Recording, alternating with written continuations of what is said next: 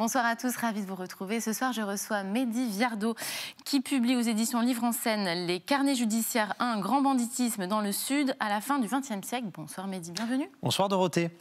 Ravi de vous accueillir ici. Vous êtes chef d'entreprise, officier de réserve, artiste. Vous êtes notamment à la tête de votre entreprise familiale Imo2M à Toulon. Mais vous avez animé des émissions de radio, organisé le Festival de l'humour de la Seine-sur-Mer au profit d'associations parce que vous êtes aussi dans le milieu associatif. Vous avez publié de nombreux ouvrages sur la franc-maçonnerie, la justice. Vous dormez sinon ou pas? Oui, ça va. J'arrive à... Ouais, 3 heures, 4 heures? Bon, ça dépend, mais j'ai un bon cycle de sommeil. Ouais. Et alors, vous vous attardez maintenant au grand banditisme, mais pourquoi? Alors, en fait, deux raisons. C'était finalement l'occasion de marier deux de mes passions, à la fois le volet littéraire, puisque moi, je n'ai pas beaucoup de mérite. Je suis issu d'un cursus littéraire à Toulon, en tant que j'étais étudiant en Hippocagne et Cagne. Et donc, j'ai toujours aimé, bien entendu, écrire, la littérature, tout ça. Et puis, avec le volet artistique aussi, en tant que humoriste, les sketchs, etc. Ça m'a toujours plu, l'écriture. Et c'est vrai que c'était l'occasion de marier ça avec ma seconde passion, qui est mon engagement, en fait, au sein de la réserve opérationnelle de la gendarmerie. Puisque la question du judiciaire m'a toujours intéressé. Et puis c'était l'occasion aussi à la fois de mettre en avant le territoire, parce que c'est certes une époque révolue, mais qui a défrayé la chronique sur la côte, dans notre beau littoral. Et en même temps, voilà, c'était l'occasion de s'intéresser sur le volet judiciaire et littéraire. La préface est signée de Claude Dupont, ancien commissaire divisionnaire de police à Toulon. Il dit qu'il se replonge dans les plus grandes affaires de son époque qui ont fait l'actualité. Alors, ce livre débute par une enquête menée par les Narcotics Bureau. Ça, c'était en 1962. Exactement. Et alors là, on découvre un certain Jacques Angelvin. Oui, alors animateur à l'ORTF. C'est surprenant. Alors c'est surprenant, effectivement. C'est les débuts de ce qu'on va appeler la French Connection, du moins qui existait déjà depuis des années, mais la découverte, en tout cas, c'est avec cette affaire, avec le lieutenant Sonny Grosso, les Narcotics Bureau, qui sont en plein dans leur balbutiement et qui s'aperçoit que finalement, il y a un trafic international de stupéfiants dont la plaque tournante est Marseille. Donc c'est très surprenant. Et c'est vrai que Jacques Angelvin, c'est un petit peu l'anecdote finalement qui fait sourire, parce qu'il est animateur télé. Et écoutez, on s'aperçoit que en dehors des studios, c'est quelqu'un qui est un peu endetté, qui a malheureusement la passion des jeux d'argent et qui va se retrouver embrigadé dans cette histoire. Et par le prisme de Jacques Angelvin, on va retrouver tout un réseau, des ramifications et une organisation. Parce que lui, en fait, il part avec une buick, oui, remplie de drogue. C'est ça. Mais pour 10 000 francs, quoi, à l'époque, c'est ça? Alors, exactement. Alors, c'est vrai que le message sibyllin, c'est finalement, on s'aperçoit qu'il est endetté, qu'il doit de l'argent à finalement des gens peu recommandables, issus du grand banditisme, puisque c'est les milieux de la nuit, les boîtes de nuit, etc. Et d'une certaine façon, je vais dire, on a envie de dire, il est tenu un petit peu par ses créanciers qui l'embrigadent dans cette histoire, notamment par, comment il s'appelle, monsieur Scaglia, qui est un tueur notoire venu de Marseille.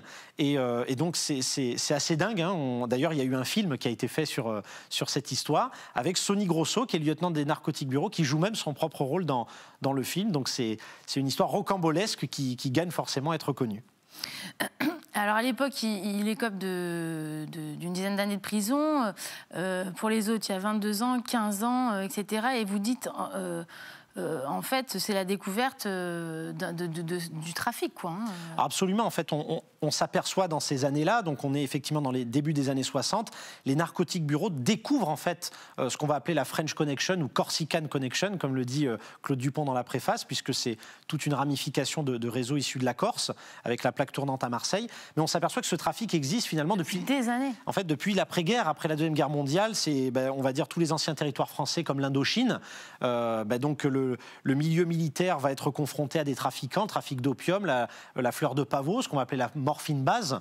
Et donc ensuite, tout ce réseau-là va se créer avec la plaque tournante qui est à Marseille. Justement, vous expliquez dans la seconde histoire, en fait, comment et qui fabrique à Marseille.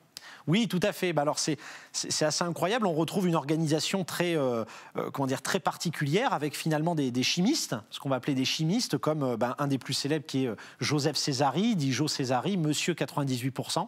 C'était son surnom, pour la simple et bonne raison qu'il fait partie de cette classe internationale de chimistes qui arrivent à fabriquer de l'héroïne pure à plus de 90%. Alors j'ai envie de dire, c'est un héritage noir qu'on a, on va dire, dans le sud de la France, puisque bien évidemment, on ne cautionne pas, c'est complètement illégal.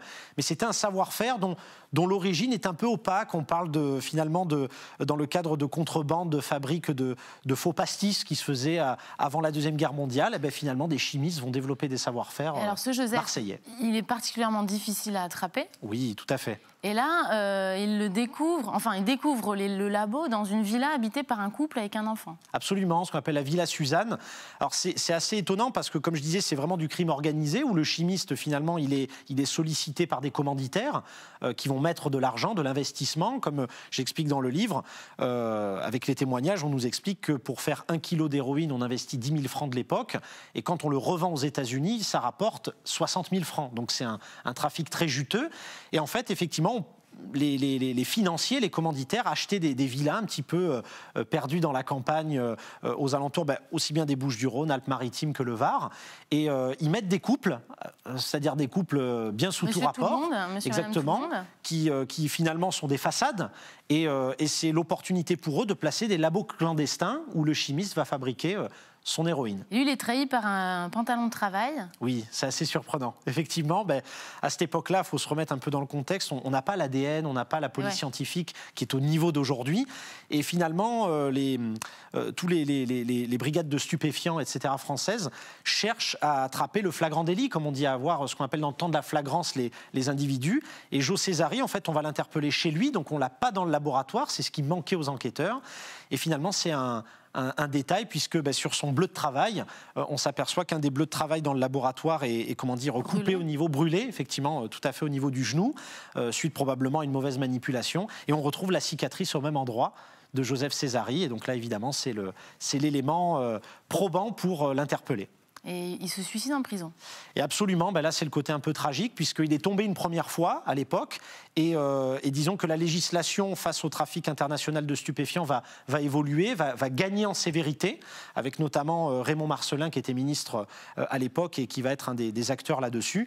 Et évidemment, si on récidive, on peut se prendre une peine, si je ne dis pas de bêtises, entre limite 20 et 40 ans de prison. Donc, Mais justement, vous racontez aussi comment les durées des peines d'emprisonnement augmentent à cette époque-là, avec l'histoire de Marcel Boucan. Parce que lui, il conduit un bateau. C'est ça, alors exactement. Le Caprice d'Étang. On est sur l'affaire du Caprice d'Étang, qui est une affaire ô combien célèbre dans l'histoire judiciaire, notamment à Marseille, qui, toujours pareil, dans le cas de la French Connection, c'est tout simplement un bateau qui s'appelle le Caprice d'Étang, et qui en fait va faire l'objet d'investissements pour traverser, pour naviguer en haute mer, partir finalement de Marseille pour aller jusqu'aux États-Unis, et en fait ramener la drogue, l'héroïne.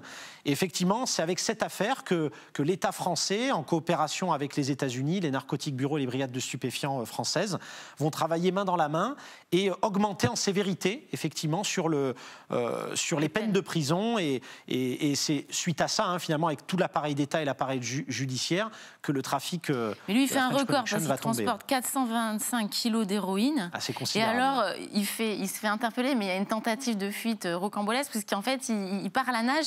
Alors c'est ça qui est dingue, on a l'impression qu'on est dans des romans, on est dans un film. Effectivement, il va être, le bateau va être interpellé par les douaniers, donc les douaniers vont faire leurs recherches, ils vont même, je ne rentre pas dans le détail, on retrouve tout ça dans le livre, mais ils vont retrouver toute l'héroïne, et puis lui, qui était enfermé dans sa cabine, va se glisser, un peu comme dans un James Bond en quelque sorte, va se glisser, aller dans l'eau, revenir à Marseille à la nage, ou même au point de se noyer, quand il arrive sur justement le quai à Marseille. Et il va prendre un faux nom, il va entrer à l'hôpital, il va mettre un faux nom, et puis ils vont vite le retrouver. Et ça va être le premier exemple, on va dire, de condamnation sur cette nouvelle législation très sévère. Vous parlez également des repentis, parce que c'est à cette époque-là aussi où on utilise les repentis pour donner les infos. Là, notamment, Richard Berdin. Oui, qui est le premier finalement repenti, un des premiers notoires. Alors effectivement, on s'est aperçu que face à un crime organisé, un grand banditisme avec des ramifications et des réseaux complexes, tout l'appareil d'État et judiciaire est confronté à ces ramifications compliquées. Il n'y a jamais finalement vous savez, il n'y a jamais de témoins, il n'y a jamais d'éléments matériels. C'est très difficile d'instruire une enquête pour faire tomber tous ces trafiquants ou même les grands bandits en général. Et on va développer cet outil du repenti, c'est-à-dire que face à cette sévérité, lorsqu'on interpelle un individu individu qui fait partie de ce réseau du crime organisé, il sait qu'il va tomber en prison pour très longtemps. Et donc, on va développer ce qu'on appelle les collaborateurs de justice. Donc, c'est leur dire, écoutez, notamment ça va être développé aux États-Unis, plutôt que d'aller en prison dans des conditions dramatiques, notamment aux États-Unis. La prison aux États-Unis, c'est pas du tout la prison française. On va leur dire, on va vous proposer quelque chose, soit vous collaborez avec nous et à partir de là, on va vous mettre dans une prison aménagée, ce qu'ils appellent des farms, où aux États-Unis... Ils voient leurs femmes. Ils voient leurs femmes, ils peuvent jouer au golf, jouer au football, enfin bref, on est quand même plutôt dans des, on va dire, des conditions de détention très intéressantes, entre guillemets, très confortables. Et si jamais l'individu ne collabore pas, il va revenir au régime de droit commun et tomber dans des prisons très compliquées, avec un régime très difficile aux États-Unis. Et donc c'est là que Richard Berdin, le premier, va collaborer et va finalement trahir ses partenaires et donner des éléments qui va finalement permettre aussi de découvrir comment ça fonctionne pour les enquêteurs.